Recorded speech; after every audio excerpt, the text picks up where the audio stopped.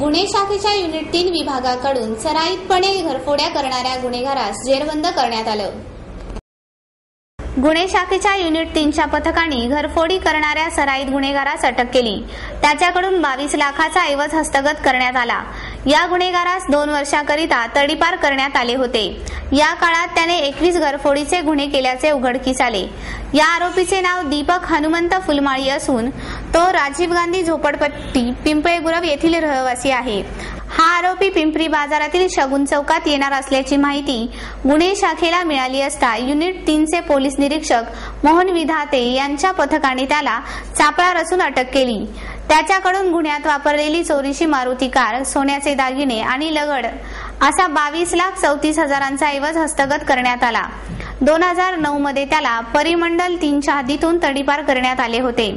फुलमाळी हा एकटाच घरफोडीचे गुन्हे करीत होता। 2005 पासून तो या गुन्हेगारीकडे वळला।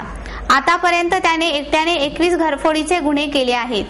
फुलमाळी यांच्याकडून आणखीन काही गुन्हे उघडकीस येण्याची शक्यता आहे।